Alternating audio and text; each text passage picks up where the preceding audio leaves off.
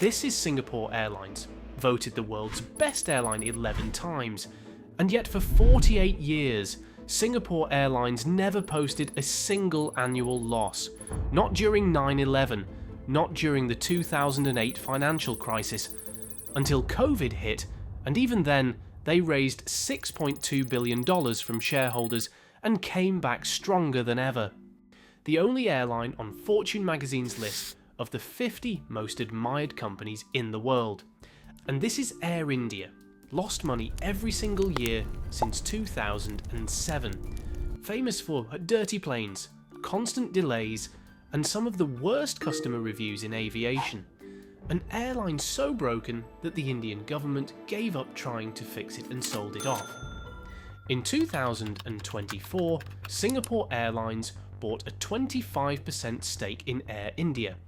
Within 12 months, Singapore Airlines' profit collapsed by 57%. How does the world's best airline make one of the worst investments in aviation history? And why are they refusing to walk away? To understand why Singapore Airlines bet everything on Air India, you need to understand what Singapore Airlines actually is. Singapore is a city-state of 6 million people, no domestic routes, no hinterland to fall back on. Every single passenger Singapore Airlines carries is either flying into Singapore or using it as a connection point to somewhere else. That should make it impossible to build a great airline. No domestic market means no safety net, no guaranteed revenue, no buffer when international demand collapses. So how did they do it? The reason is simple and ruthless. Singapore Airlines cannot afford to be anything less than the best. A passenger choosing between Singapore Airlines and any other carrier has no reason to pick Singapore unless Singapore is genuinely superior. So Singapore Airlines made itself genuinely superior. The best seats, the best food, the best service, year after year after year. By 2024, Singapore Airlines was carrying 42 million passengers a year and generating record revenues of $20.5 billion. Their operating profit rose 39%. They were not just surviving, they were thriving. And then they looked at India. India is the fastest growing aviation market on Earth. In 2023, Indians took 152 million domestic flights.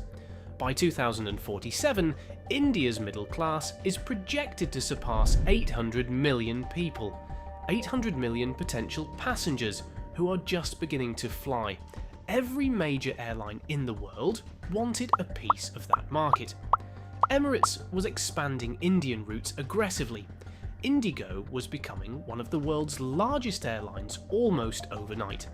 The window to get into India before it became saturated was closing fast. Singapore Airlines had been watching India for over a decade. In 2013, they partnered with India's Tata Group to launch Vistara, a premium Indian carrier built on Singapore Airlines' service model. The idea was to prove that Indian passengers would pay for quality. It worked. Vistara won awards. Passengers loved it. But it was small. Too small to matter in a market moving as fast as India. Then Tata Group made a move that changed everything. In 2022, Tata bought Air India from the Indian government for $2.3 billion. Air India was a disaster, losing money every year since 2007, famous for terrible service, aging planes, and a workforce that had spent decades under government ownership with no incentive to improve. But Air India had something Vistara never could: scale, international routes, a brand name every Indian knew, slots at the world's busiest airports. Tata's plan was simple: merge Vistara into Air India, bring in professional management, modernise the fleet, turn Air India into what Singapore Airlines was, the pride of a nation, and they asked Singapore Airlines to come along for the ride. In November 2024, the merger completed. Vistara disappeared into Air India. Singapore Airlines received a 25.1% stake in the combined airline in exchange. The math looked compelling on paper. India's aviation market was exploding. Air India had the routes and the slots. Singapore Airlines had the expertise and the brand. Together, they could build something extraordinary. Singapore Airlines CEO Goh Choon Phong called it a core component of their long-term multi-hub strategy, a direct stake in one of the world's largest and fastest-growing aviation markets. What happened next was a catastrophe. Air India had been losing money for 17 years before Tata bought it. The problems ran deeper than anyone outside had understood. The fleet was a patchwork of aging aircraft from different manufacturers with no coherent maintenance strategy. The IT systems were decades out of date. The customer service culture, built over generations of government employment where no one could be fired, was almost impossible to change overnight. Campbell Wilson, a former Singapore Airlines executive brought in to lead the turnaround, described the first 6 months as pure triage. They had all sorts of legacy issues to tidy up just to start building the foundation. Air India ordered 470 new jets from Boeing and Airbus. They redesigned the brand, they rebuilt the website, they launched a new app, they began refurbishing aircraft. But turning around the world's most dysfunctional major airline takes time, and time costs money. Air India was burning through cash at a rate that shocked even the most pessimistic analysts. In the financial year ending March 2025, Air India lost $2.4 billion. Singapore Airlines, holding 25%, absorbed its share of every single dollar of that loss, and then everything got worse at once. On June 12, 2025, an Air India Boeing 787 Dreamliner crashed shortly after takeoff from Ahmedabad. 260 people died. It was the first total loss of a 787 since the aircraft entered service over a decade earlier. The cause remains under investigation, but the impact was immediate and devastating. Air India saw a 20% drop in bookings within weeks. Average fares dropped 8 to 15%. Corporate and premium leisure travellers, exactly the passengers Air India needed to survive, cancelled in large numbers. Pakistan closed its airspace to Indian carriers following a separate geopolitical dispute, forcing Air India to reroute flights around the subcontinent, adding hours and millions in fuel costs to routes that were already marginal. Then the Iran war sent jet fuel prices surging. Air India, already bleeding cash, was now facing fuel bills that had nearly doubled overnight. By the financial year ending March 2026, Air India's total loss had reached $3.77 billion in a single year.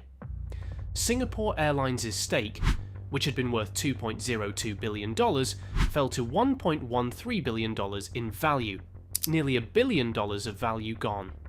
Singapore Airlines' own net profit collapsed 57%, from 2.78 billion Singapore dollars the year before to 1.18 billion.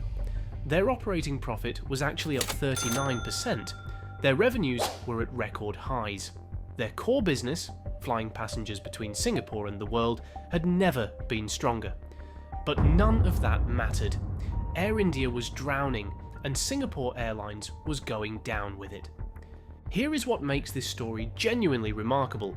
Singapore Airlines is not walking away. CEO Goh Choon Phong stood up at a press briefing in May 2026 and said they remain fully committed to the investment, that they know the Indian market and how difficult it feels, that the potential is still there.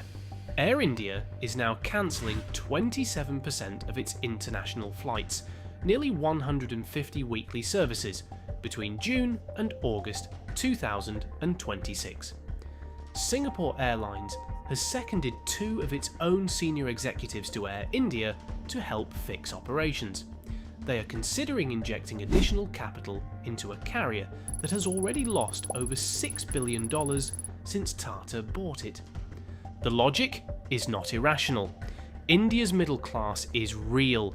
The growth is real. 800 million potential passengers by 2047 is real.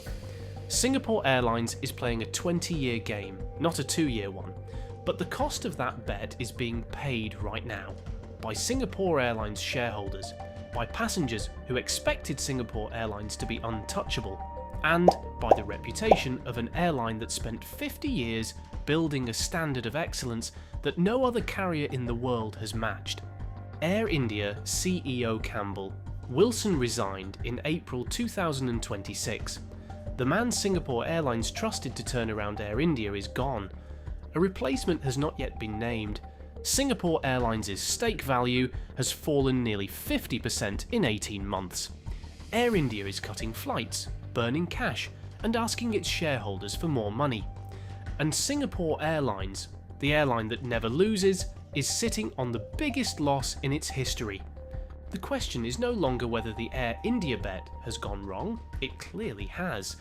The question is whether Singapore Airlines can afford to keep paying for it, and whether India's aviation market will ever grow fast enough to justify what they have already spent. Subscribe, because this story is nowhere near over.